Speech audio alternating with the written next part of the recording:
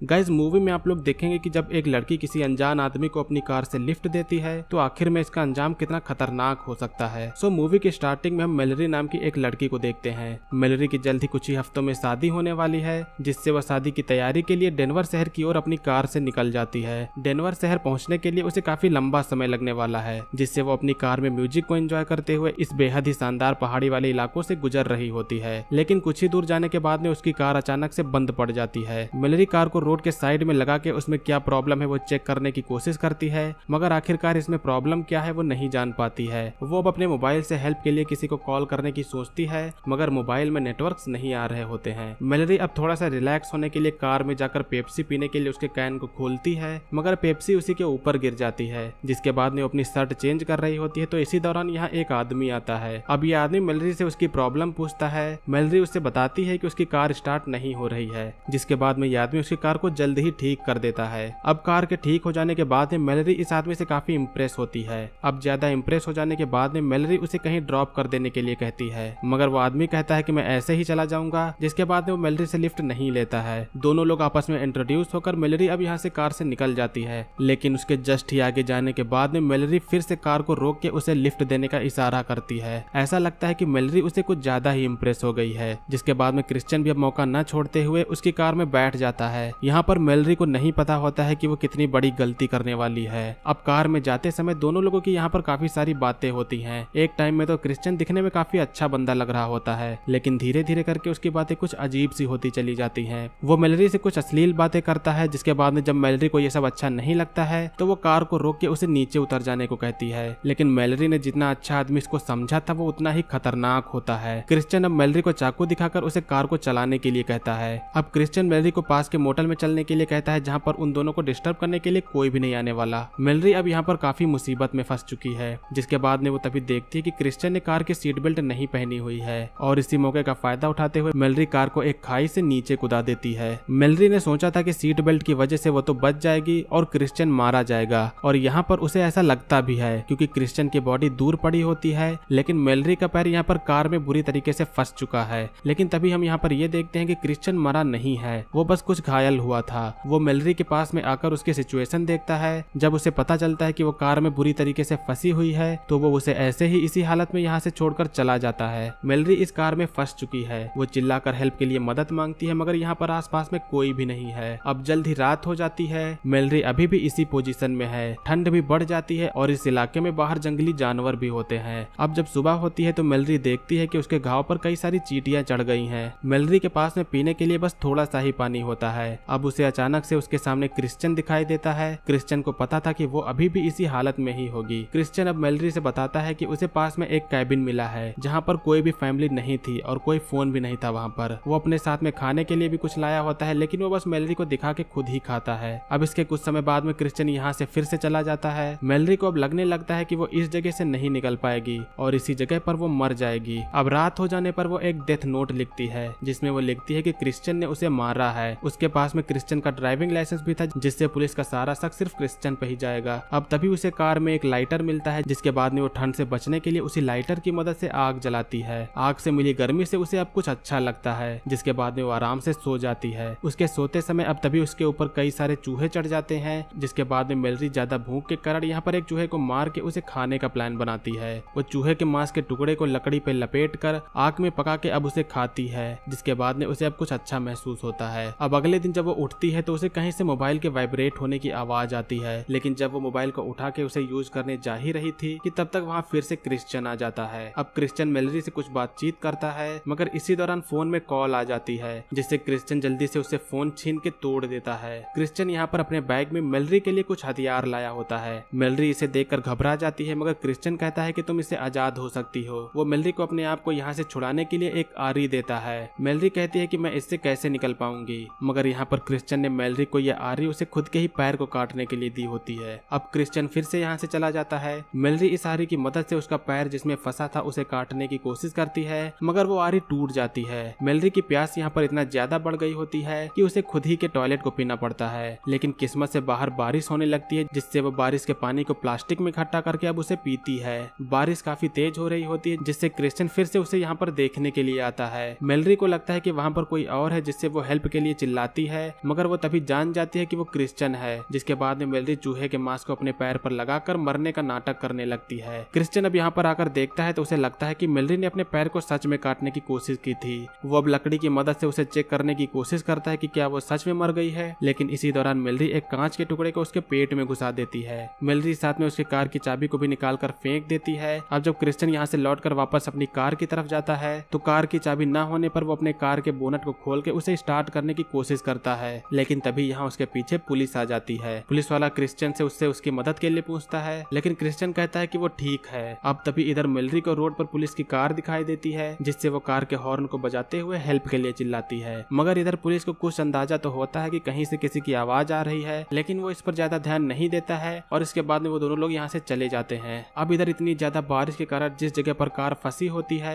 वहाँ पर काफी तेज पानी बहने लगता है, जिसके कारण मेलरी की मुसीबत अब और भी बढ़ जाती है। धीरे धीरे करके पानी का लेवल भी बढ़ता जाता है। मेलरी अपने पैर को निकालने की पूरी कोशिश करती है, मगर कोई भी फायदा नहीं होता है और वो कार के साथ में पानी के बहाव में बहती हुई चली जाती है। अब अचानक से कार कुछ इस तरीके का टर्न लेती है जिससे मेलरी का पैर उस कैद से आजाद हो जाता है। वो जल्दी से अब पानी से बाहर निकलती है, जिसके बाद में उसे अब काफी अच्छा महसूस होता है। अब वो एक डंडे के सहारे इस जगह से निकलने की कोशिश करती है। इस घने से जंगल में उसे कुछ दूरी पर एक घर दिखाई देता है। वो इस घर को इग्नोर करते हुए यहाँ से निकलने की कोशिश करती है, मगर उस घर से तभी किसी लड़की के चीखने की आवाज आती है, जिसके बाद में मेलरी उसकी मदद करने के लिए उस घर की तरफ जाती है। मेलरी अब यहाँ पर एक खिड़की से देखती है जहाँ पर एक लड़की को बेड से बांधा गया था। मेलरी इसके बाद अब दूसरी खिड़की पर जाके देखती है जहाँ पर क्रिश्चियन उसी पुलिस वाले को बांधकर उसे टॉर्चर कर रहा होता है। ये देखकर मेलरी बेहद ही डर जाती है, लेकिन इसके बावजूद भी मेलरी उस लड़की को बचाने के लिए अंदर जाती है। क्रिश्चियन इस समय दूसरे कमरे में होता है, जिससे वो जल्दी से इस लड़की को छुड़ाने लगती है, लेकिन तब तक यहाँ पर क्रिश्चियन वापस आ जाता है। अब जब क्रिश्चियन उस लड़की से बात कर रहा होता है तो मेलरी पीछे से उस पर गन चलाती है, मगर क्रिश्चियन इस गोली को डॉज कर लेता है। अब जब मेलरी दूसरी तरफ भागती है और पीछे क्रिश्चियन भी आता है, जिसके बाद में मेलरी क्रिश्चियन को बालकनी से नीचे धक्का दे देती है और वो एक ट्रैप में जाकर फंस जाता है। अब यहाँ पर क्रिश्चियन की हालत भी कुछ मेलरी की तरह ही हो गई होती है। क्रिश्चियन ने भी मेलरी को मारा नहीं था, बल्कि उसे तड़पने के लिए छोड़ दिया था, जिससे अब मेलरी भी उसे इसी तरह तड़पने के लिए छोड़ के चली जाती है और अंत में यहीं पर मूवी का एंड होता है। सो दोस्तों, ये थी 2015 की कर्व मूवी का एक्सप्लेनेशन। उम्मीद करता हूँ कि आप लोगों ने मूवी के एक्सप्लेनेशन को एंजॉय किया होगा। मूवी का एक्सप्लेनेशन अगर आपको पसंद आया तो वीडियो को लाइक करिएगा। चैनल पर अगर आप लोग नए हो तो सब्सक्राइब करिएगा। आज की वीडियो के लिए बस इतना ही, मिलेंगे अगली वीडियो में।